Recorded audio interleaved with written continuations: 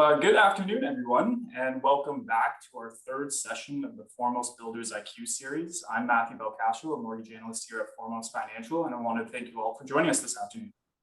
We're very excited for today's discussion on laneway housing and development. We have one of the industry's best here to speak on the subject. Tony Cunha is currently a senior manager and architect with Lanescape, which is a group of planning, design, and development professionals who are focused on developing laneway housing in the city of Toronto. Over 10 years experience in architectural design and construction, Tony is able to provide a professional experience that centers on the design and construction of unique residential solutions with a passion for navigating the challenges and opportunities of creative urban infill development. And now, before I hand this off to our main host, Max Miller and Tony, I want to remind everyone that any questions you may have can be asked in the Q&A section or the comment section below, and we'll save some time at the end of the presentation to answer these.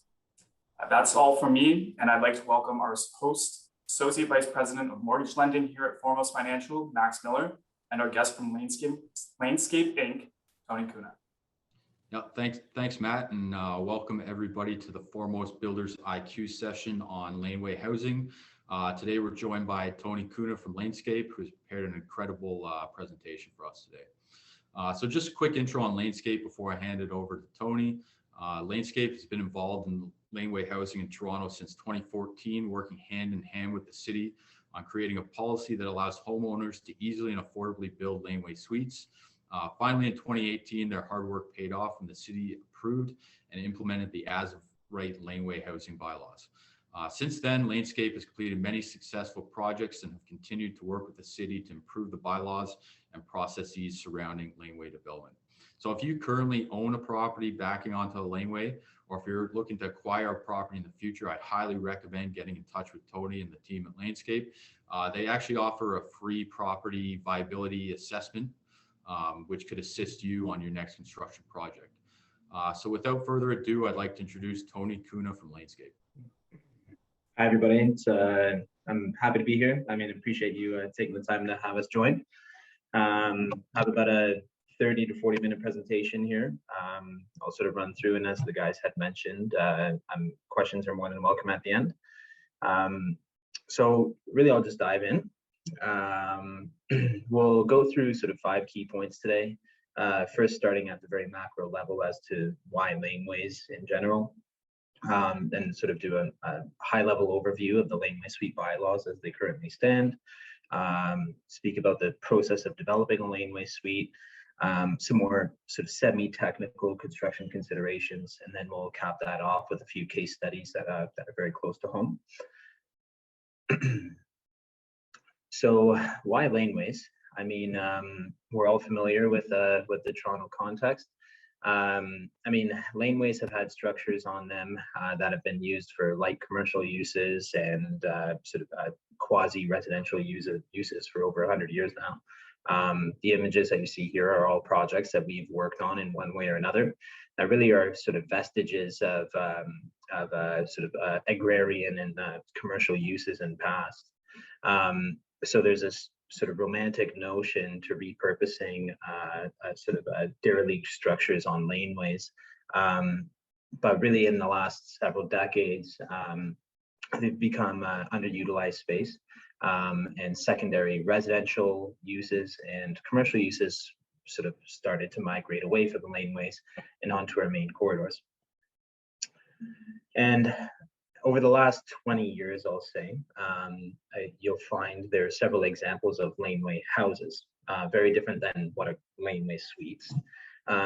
Laneway houses were sort of very unique developments that were able to be pushed through via special approvals processes prior to the laneway suite bylaws. These were usually large, very expensive to not only develop, but to get approvals for. And we're really reserved for the upper echelon of sort of developers that had the time and money in order to negotiate the several sort of barriers in order to achieve these. Really, these projects in a lot of cases symbolized bad urbanism. Sort of 3-story developments that were completely severed.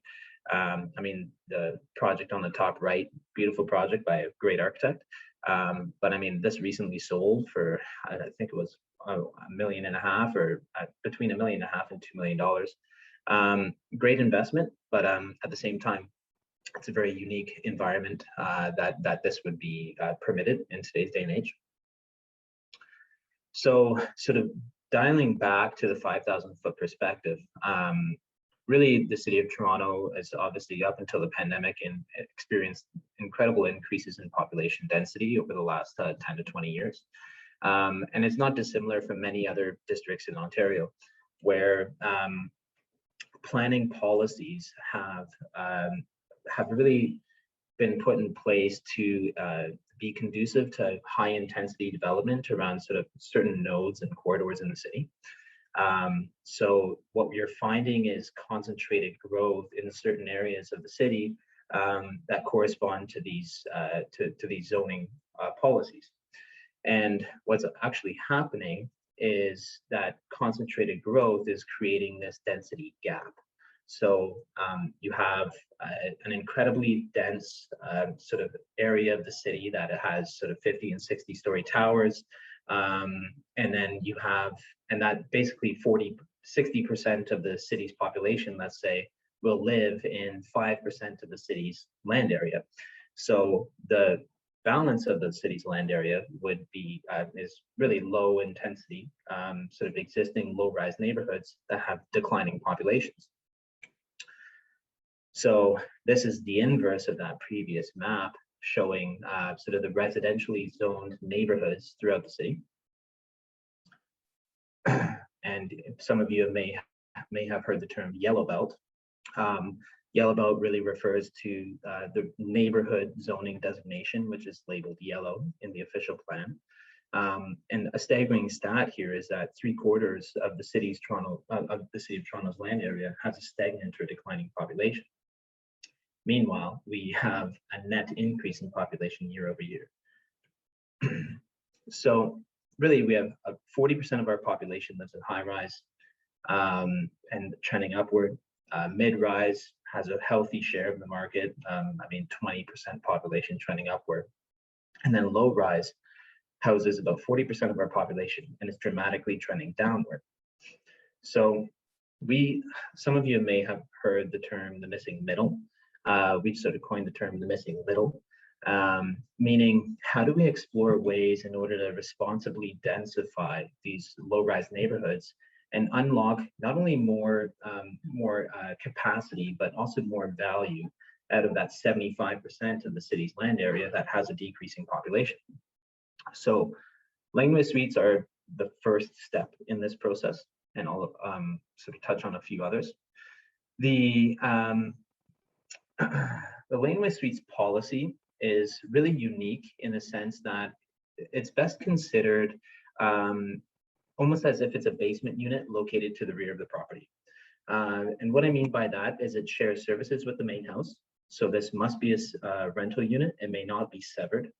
That was very intentionally built into the bylaws.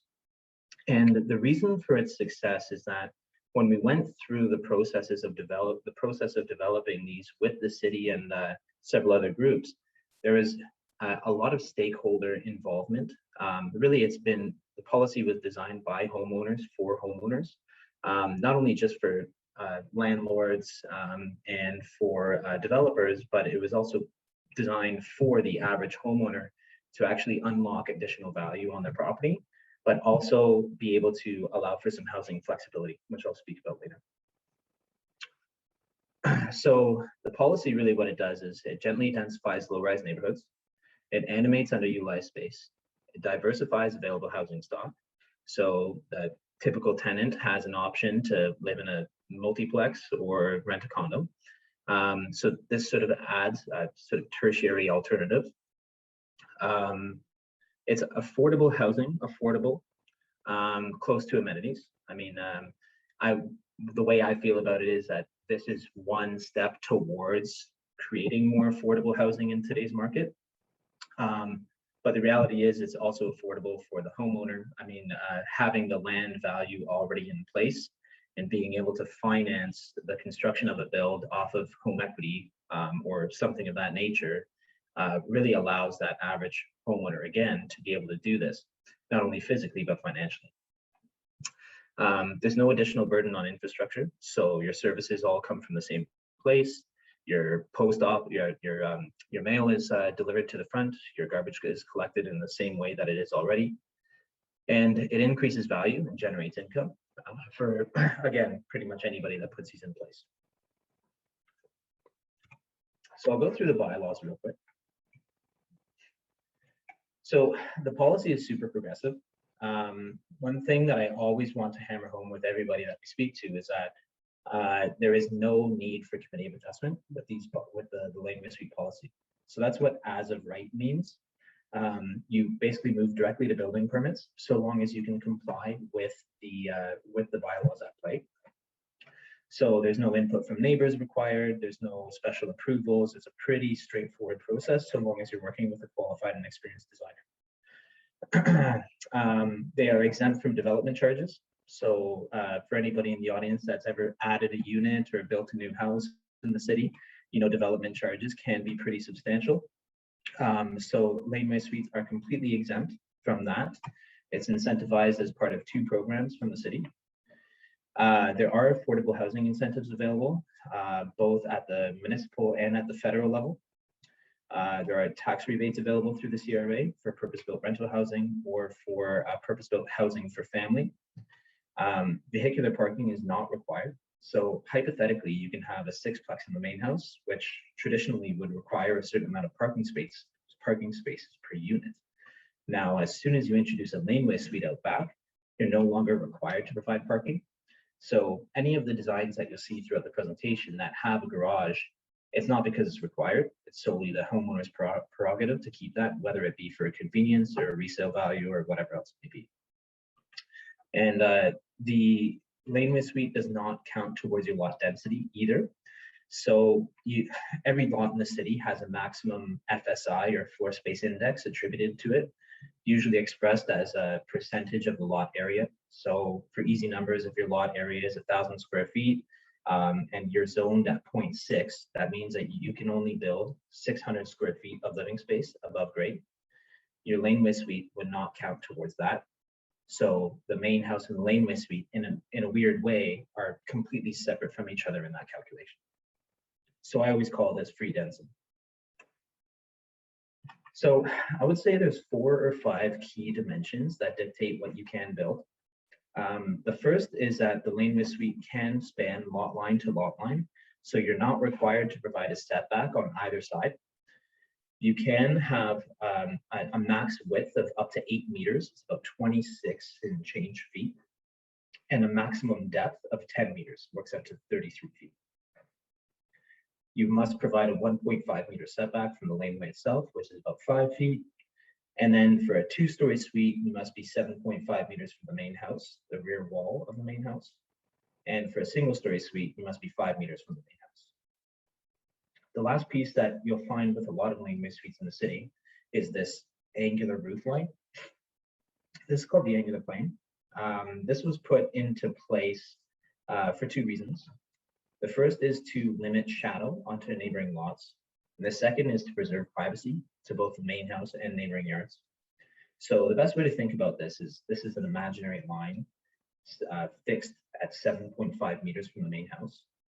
It runs upward 4 meters and then chamfers to the rear of the lot at a 45-degree angle.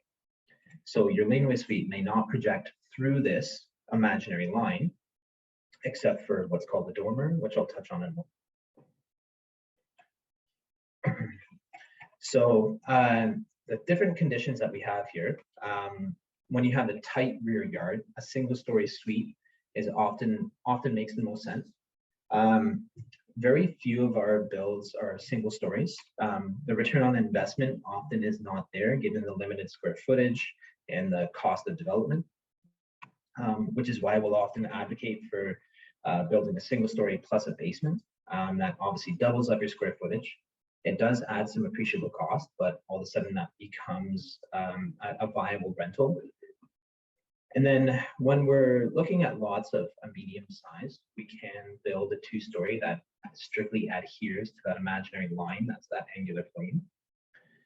And then for larger lots, the reason why I was calling that angular line, that angular plane imaginary, is because you can actually place your building far enough from the main house that you completely avoid that imaginary line and you can build straight up. So there's always several ways to approach planning on a lot, but there's always one best way. So the dormer that I had mentioned, that can project a maximum of 30% of the building width, measured at 4 meters above grade. And so in exchange for this free density, whatever's left over is going to be subject to some pretty stringent landscaping requirements. So in all cases, the laneway setback, that 1.5 meter space, must have at least 75% soft landscaping. So for anybody out there that is unsure of what soft landscaping is, the city defines that as anything that is organic and permeable. So that would be sod, mulch, soil, things of that nature. Things like artificial turf, stone, concrete, patio stones, things like that would not be considered soft landscaping. So 75% of that at this laneway setback, excluding the driveway, that's your minimum. And then at the rear yard, for a lot that has a frontage less than 6 meters, you're required to provide a 60% soft landscaping between the rear wall of the main house and the front wall of the laneway house. And then if you're larger than 6 meter frontage, your minimum is 85% soft landscaping.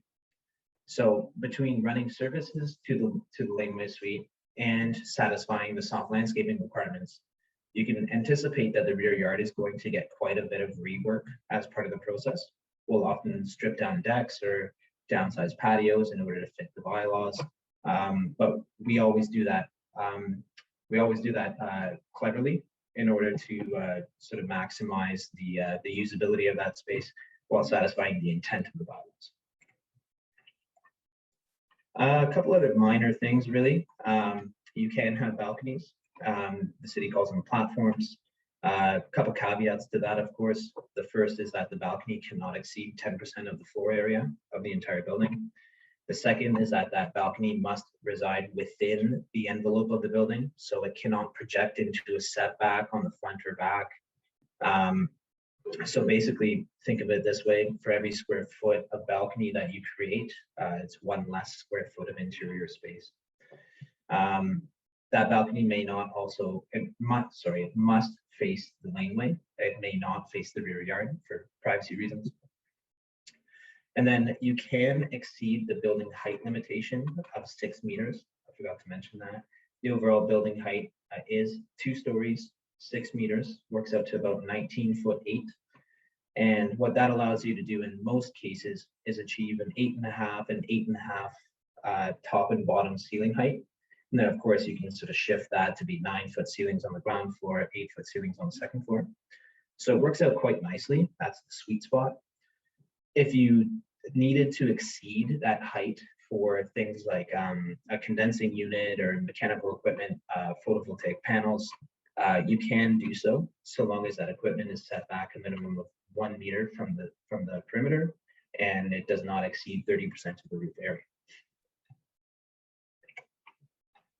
So probably the most contentious issue with the policy over the last 3 years of doing this is satisfying emergency access.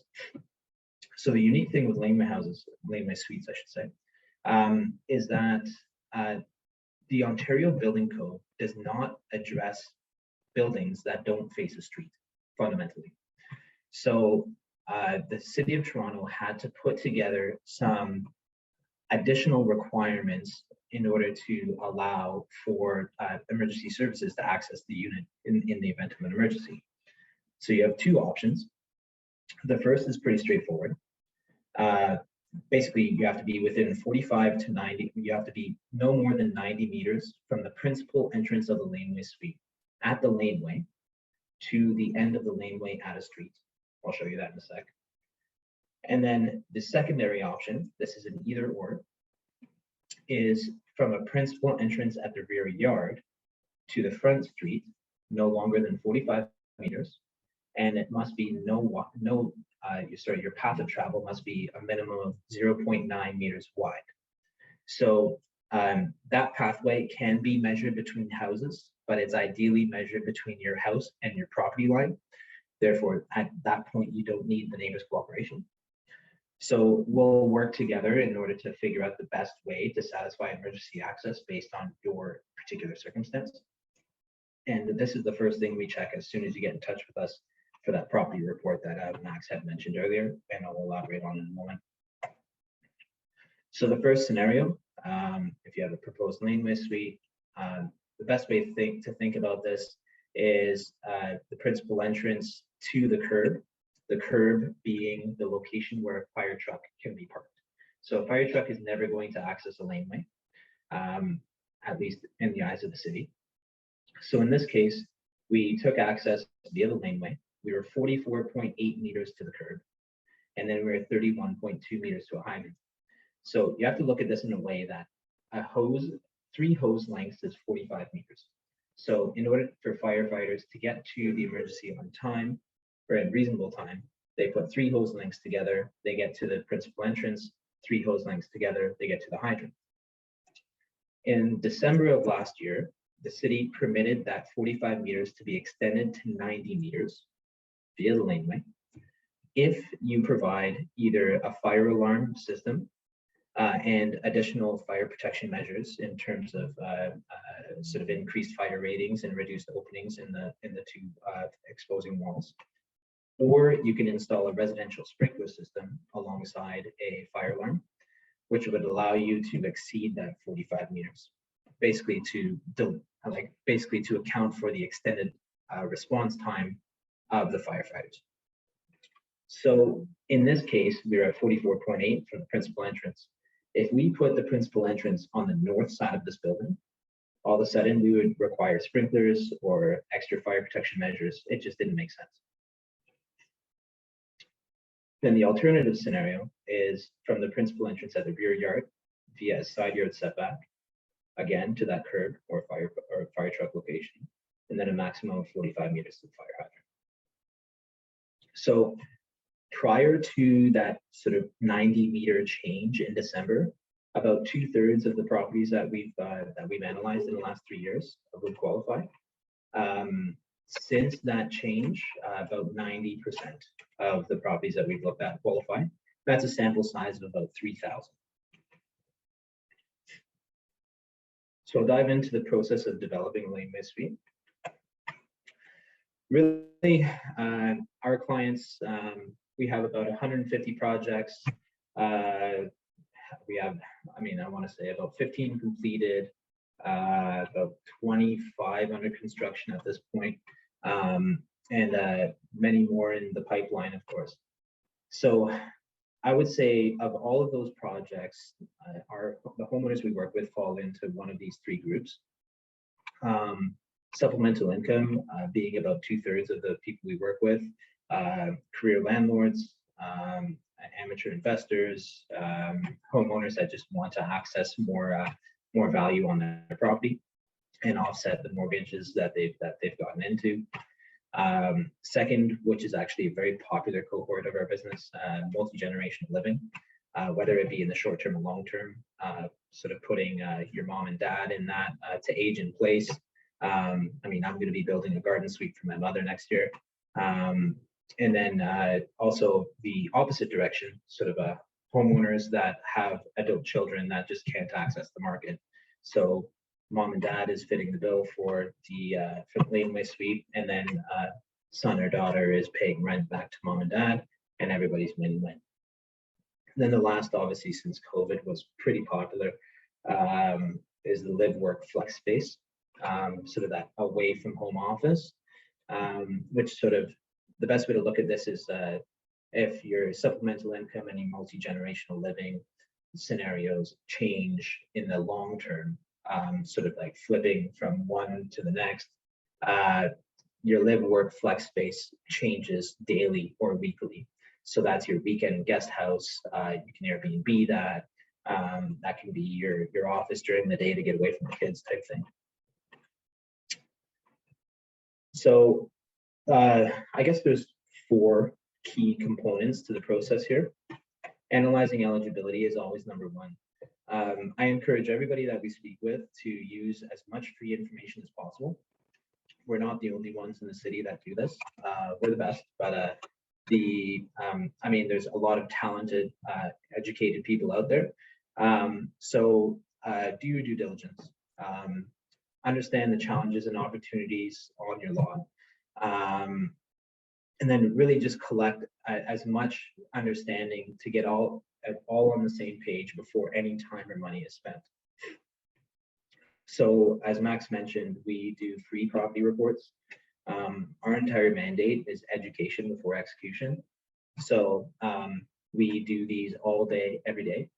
We turn these around within an hour or 2 hours.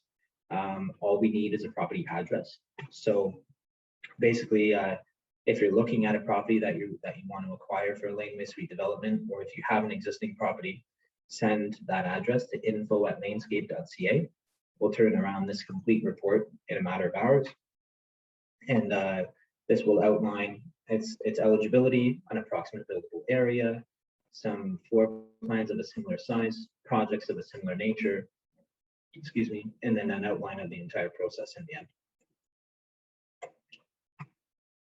Then once you have a level of comfort moving forward, preliminary design is really understanding how the bylaws will apply to your property, but then also how they apply to your program and your priorities. So we'll begin by putting together a site plan from a survey, identifying key sort of anchor points and flex points, I call them, things like access, privacy, parking, obstructions like neighboring structures or sort of trees that may be protected, and develop different ways of achieving your goals while acknowledging the bylaws and the circumstances of your property. So we'll put together almost like a condo sales plans type floor plans. We do everything from scratch. Every one of our builds is completely custom. No two lots, no two people are the same. So we'll put together a series of different floor plan and site plan options that explore different ways of achieving that program from the macro level and the micro level. Then we'll put together a financial schematic as well. We're not only architects, but we're developers and have a financial background as well. So we put together a stress test on the low case and the high case, factor in what's the best case scenario and what's the worst case scenario, and make sure that whatever the investment is, it's going to make sense both in the short term and the long term, using sort of month over month cash flow or a long-term stabilization with a cap rate. And then time is money as well. So really putting together a timeline. I should say that most Laneway Suite projects, from point of engagement to beginning of construction, are between 4 and 5 months. Now that can elongate when you have special approvals, like things with tree removals or committee of adjustment, or limiting distance agreements. So construction itself would likely be between 6 and 9 months at this point in time. Pre-pandemic, we were able to get that down to be between 4 and 6 months. Hopefully that will return in 2022. But really, most of our jobs are done between 12 and 14 months start to finish. So once you've worked through preliminary design, we're all on the same page with how the project is going to be approached, both physically and financially again. Now it's really diving into the fun stuff, at least in my opinion. The schematic design, sort of how this building is going to look and feel and perform. So we'll begin by putting together a series of exterior design schemes that correspond with the interior floor plans that we've arrived at, continuing to tweak and reevaluate. And then likewise putting together some external renderings in order to visualize how this is actually going to be situated on the property relative to, again, obstructions like telecom lines, neighboring buildings, sort of trees, fence lines. And then really working through design development, being, okay, great, we know how the building is going to look. Now, how is the building going to stand up? how is it going to be heated, cooled. So we work in 3D modeling software from start to finish. It's not just a visualization tool, but it's also a tool that allows us to sort of streamline construction on the back end as well, because everything is already resolved in 3D space. We're not coordinating between 2D plans. So really at this sort of juncture, this is where we're sort of working through building systems, coordinating HVAC with structural and things of that nature. And then also moving into interiors. So starting to look at material palettes. How are we approaching the key points of the build in terms of kitchens, bathrooms, powder rooms, and any other sort of highlight spaces. We don't do this for every project. This is a part of the scope of work that is optional for our clients. But most of our clients do work with us for this because they see these as premium rentals that some small strategic investments will go a very long way on the value add. Then really moving this into design, sort of permit and tender and construction documents. So developing a series of drawings that are resolved enough to actually apply to communicate code conformance and bylaw conformance to the city, but also for a contractor to accurately price the project and actually execute. So again, this all comes directly out of a model. Everything is resolved in 3D space. So if there's ever a question, it's all in the drawings. And then likewise, resolving interior details, kitchens, bathrooms, etc., and having that tie back to the renderings that we had produced. So last step is construction. So like I had mentioned, service connections all come from the main house. So your sort of the 4 key pieces are your hydro, your water, domestic water, your sanitary, meaning your wastewater, and your gas service, which is optional. So your electrical supply, your hydro, can be separately metered. Most of our builds, we actually do put a separate meter on for the Laneway suite exclusively. So we'll upgrade the incoming service to the lot to 200 amps, and then we'll split 100 amp, 100 to the main house, 100 to the suite. The rest of the services may not be sub-metered.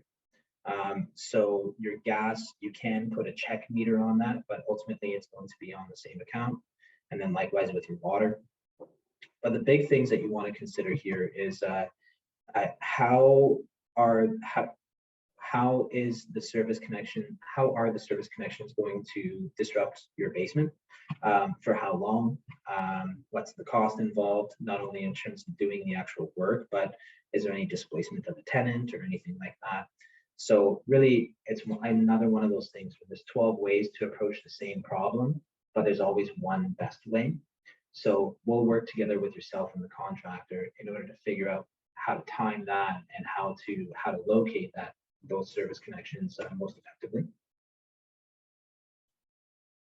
So structure, we get a lot of questions on whether we do prefab or what's the whole, is there any unique aspect of building Laneway suites? And really the quick answer is the unique aspect of it is just working within smaller space.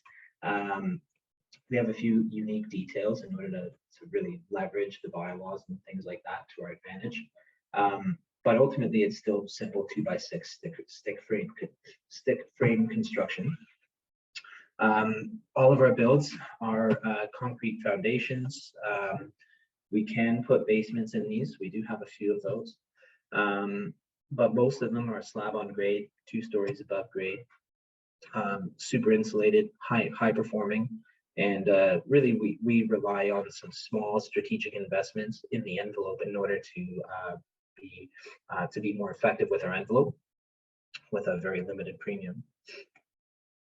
So like I alluded to, excuse me, small things like sheeting tapes, being very careful with air joining details at roofs, walls, floors, and windows, and going a little bit extra mile with insulations and things like that can really improve the performance of the building by 30% by spending a couple $1,000s extra. Then likewise with heating and cooling, all of our suites are independently heated and cooled. So basically you're running raw water out to the Laneway suite. You will have its own, or it will have its own hot water heater. And then the heating and cooling is often done either via air handler or furnace, or a heat pump, which is electric. So there's several different systems, but there's always the right way for the right application. And then finishing. Finishing is the most straightforward. Really, it comes down to the decision-making trifecta: cost, maintenance, and durability. So every use case, whether it be a rental or for an in-law or for a hobby space, every use case has a different balancing act with those three decision makers, right? So it's a matter of working together to identify, again, those strategic investments that are going to get value, but also not doing gold leaf ceilings and marble counters that you're not going to see a return on investment from. Unless your mother-in-law likes gold leaf ceilings and marble counters. So I'll go through a couple images of completed projects. This is one of our very first ones we did in Seton Village. Very, very budget project for a homeowner's daughter. Came out quite nice. This is a 3-bedroom, 2.5-bed rental in the east. This was at Danforth and Dawes. This is a 1+1 rental in Cabbagetown that we completed earlier this year. And that's that additional sort of hoteling room on the ground floor. This is the ultimate bachelor pad hobby space that we did on a St. Clair West last year. And I'll go through a couple quick case studies. Seton Village Laneway Suite. This is about a 1,500 square foot unit. Again, homeowners built this for their daughter. It's a 25-foot lot just south of DuPont, east of Christie. So single car garage on the ground floor for mom and dad. A home office on the opposite side, which was intended to be flex space between the daughter and the family. And then a single bedroom unit on the second floor, custom tailored exactly to the daughter's needs. So she told us she didn't want doors on the closet, no doors on the closet. So things like that, we just sort of worked through and iterated. So this was a 1-bed, 1-bath, 1050 square feet, like I had mentioned. This priced out, including a 10% contingency, which we didn't touch. So this one worked out to about $360K. With an expected income long-term of $2,800 a month. Your NOI is looking at about just shy of 27, factoring into an annual profit about 14K. Then evaluated at a very reasonable 5% cap rate, a very modest 5% cap rate. That's sort of adding about $540,000 to the property value, minus the investment, net positive 150K. Then this is the East End unit. We worked with the homeowner here for a very long time to actually find a property that made sense. We looked at probably 15 or 16 different lots and evaluated their viability. And in this case, we landed on this gem, 32 feet by 125, side laneway, very private. And the whole program here was to achieve a family-oriented rental. So what we ended up doing was created a dedicated dining space, dedicated living, having that kitchen centralized in the footprint, and then having a demised entry foyer that would sort of create that approach, like almost as if it's a home. It's not a condo on the ground. And then we could have done 4 bedrooms in this one, but we opted to do 3 very well-sized beds that were well appointed, first of all, and would differentiate themselves from the sort of those tight condos on Danforth. So the play here was to provide higher quality of living, provide parking, and then again a little bit more space in order to drive better value. So here, total development cost was about 550K at a revenue of $4,000 a month. I think they actually ended up getting more for this. The NOI just shy of 40K, and then the annual profit at about 21. Again, evaluated at a very modest cap rate of 5%, brought that value gain to about just shy of 800K, which netted an assumed equity gain of 235K. So, I mean, very reasonable investment, as long as the capital is available. It's very difficult not to make these numbers work. And I encourage you to speak with Matt and Max about some of the financials that we're putting in here. So just to sort of finish off the conversation, a few images. This is Seton Village again. Down forward. This is our Cabbagetown build. This is a very small unit we built in Dovercourt Park last year. This is Corso Italia that we built for a family. This is a 2+1, about 1,100 square feet. This is the very first one that we put up in 2016 in Leslieville. This is that one on Witchwood, St. Clair West. This is a 2-bedroom guest house above the sort of bachelor pad hangout space on the ground floor.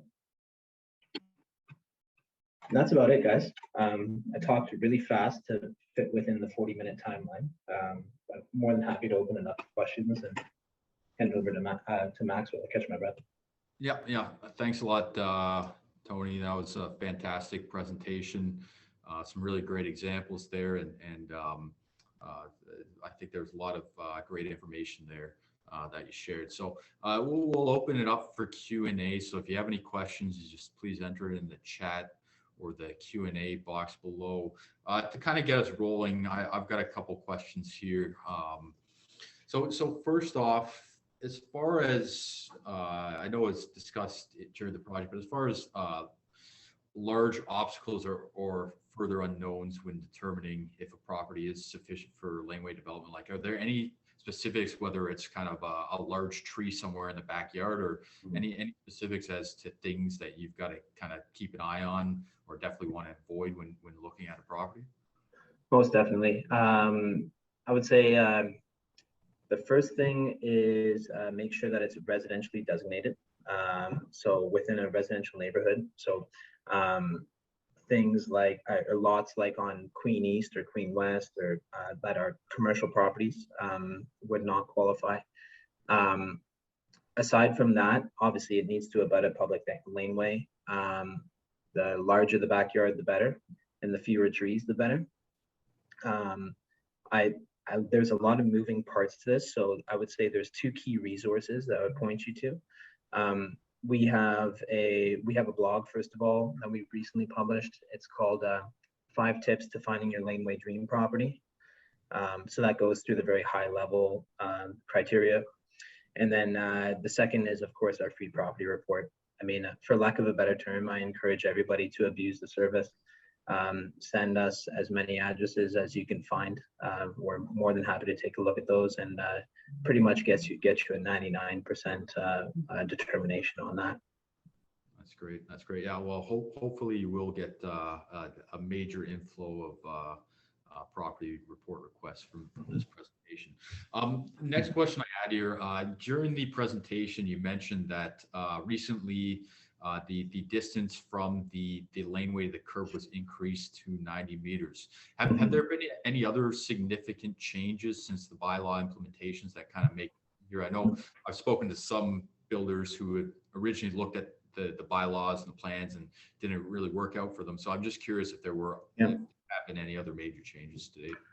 Yeah, I mean, since the bylaws were passed in August 2018, there was one major bylaw change that basically expanded the pilot boundary to the entire city. So the original bylaws only permitted these to be put basically roughly bordered by Parkside in the west, Eglinton to the north, and Vic Park in the east.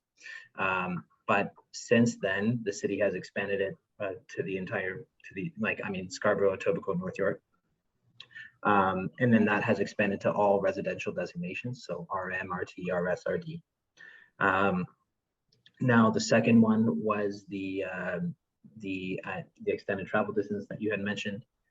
And then the third big one was the limiting distance agreement. Basically, prior to the limiting distance agreement, your access route via the side yard had to be within your property lines. But now with this limiting distance agreement, you can actually enter into an agreement with your neighbor that works similar to a right of way that allows you to use the space between the two houses straddling the property line in order to get that access. So that's unlocked another 20% of properties in the city as well. So some big changes, but they're few and far between. Let me put it that way. Okay, great. Just moving on to some of the questions we have here. And this is something that we've kind of struggled with. I'm sure lots of builders have struggled with since the beginning of the pandemic with construction costs. Like, so what are you seeing as far as the average total cost per square foot on a laneway build today? Absolutely. So construction costs pre-pandemic. So first of all, I know these numbers because we chart every hard quote that we've ever received. So pre-pandemic hard costed quotes were landing between $280 and $320 per square foot. So the variation there was really about your size, your finish level, access, and a few other small key characteristics project to project. 2021, we've been between $330 and $360 a square foot. And that sounds like a lot, but a few things that I want to point out. The first is that that includes all services run from the main house. So it's a freshly serviced unit. It's all turnkey. So that includes appliances, window coverings. And really what it comes down to is when you're building a 1,500 square foot unit, your cost per square foot is going to be much more reasonable. I mean, when you're building a 500 square foot unit, the cost per square foot just does not make sense for the return on investment. So it's all about leveraging square footage and the size of the build, and then balancing that against the revenue. And I've yet to put together a financial schematic that does not reflect positively using those numbers, even in today's climate. Yeah, and I know we've seen kind of general commodity prices drop over the past couple of months. Have you seen any drops in kind of the per square foot costs over the past couple of months, or we've stayed kind of pretty high at this point? Yeah, we haven't hit that domino yet. I have seen some minor drops in lumber or the windows and things like that. But really what's happening at this moment is I'm finding that lead times are starting to diminish, which is a good thing because things are, backlogs are being addressed, but I don't see prices really significantly readjusting until those backlogs are addressed. I'm no economist, but in my perspective, I would say I don't think that prices are ever going to go back to where they were, but you can expect to see them start to normalize by 2022. Yeah, and I think that's the general feedback we're seeing here as well, is that although the high level commodity prices are dropping, we're really not seeing the impact on the end users at this point. But hopefully things, again, as you mentioned there, begin to normalize as kind of supply chains come back online and things continue to open up. So hopefully things lighten up there, because it's definitely making an impact on the construction industry. Sure. So we've got a question here from Zarko. Is there a specific mortgage lender who has shown a willingness to fund these projects? So I can take this question on. So foremost, we specialize in financing construction projects in the GTA. We've done a few laneway projects to date. So it kind of depends on the specific scenario, but we definitely look at these types of projects. A couple of things you should consider is the value of the home with the addition to the laneway. So one of the issues that some discussions I've had with appraisers, one of the issues that they're having these days is that there's not a lot of sale comparables that contain laneway houses. And that's just kind of a lack of market data. It's kind of a new program. A lot of people who build these types of properties are retaining them for themselves and not putting them on the market. So to get around that, kind of take a basic income approach typically how these properties are used. So yeah, I mean, foremost, we definitely entertain looking at financing laneway properties. Again, it depends on kind of if these properties be purchased and the laneway to follow, or if they're already owned and you're looking to build a laneway, and there's lots of factors at play, i.e. kind of what the existing financing is, how much equity is available, but it's definitely something that foremost we'll look at and entertain as far as financing construction of a laneway home. Another question here from Harsh Ed. Are laneway houses possible outside the city of Toronto? I can take that one. So the Hamilton does have a policy, very small policy. But aside from that, there's very few municipalities that have a large enough laneway network to actually support a bylaw for it. So what you'll find is there's quite a few districts in the province that are actually looking at garden suites, including Toronto. So I know that Kitchener has a garden suite policy, Richmond Hill, Barrie, Brantford, and I know that Hamilton and Toronto are making some very serious progress on that. And so for anybody that's is unfamiliar with the term, a garden suite is basically a laneway suite that does not abut a public laneway. And the really exciting thing that I want to touch on is actually the city of Toronto is about halfway through the process of getting a bylaw done for that. So you can expect that in 2022, there will be a policy allowing for secondary rental dwellings to be built on virtually any lot in the city that can satisfy the minimum clearances and setbacks in the backyard. And that this is really direction being given at the provincial level. Basically, the province has told cities to grow up, not out. So cities are looking at different ways in order to sort of meaningfully densify. So it's not a pipe dream, it's a reality, and it's coming. Yeah, and I think just to dive a bit deeper onto the garden suite end of things, and maybe this can be a potential teaser for a future presentation, another Builders IQ session. But as far as timeline is concerned, like what are the current expectations on timeline where these bylaws will be in place? And can you give kind of a high level overview of your expectations in regards to kind of potential size of garden suites? Just kind of give our listeners an understanding of kind of what the bylaws may entail. For sure. Yeah. So I mean, first of all, where we're at in the policies development is the city has released a preliminary report of recommendations in June. So basically, planning did some studies, and they put together a lengthy document that basically said that the garden suite policy should look like this, maybe. Now, that went to council, and council said, okay, this looks good. Let's start refining this and tweaking it with other stakeholders in the process. So where we're at now is we know the direction they're going in, but nothing is certain. I expect there to be a final report available by the end of the fall. And that goes through the paces of council and ratification and everything else. So my suspicion is it's going to be spring 2022 until that's really in place. But in the meantime, really speculating based on what they found in the report, the garden suite policy is going to allow 2 stories. It will be the building footprints is going to be maximized at 600 square feet, but then times 2.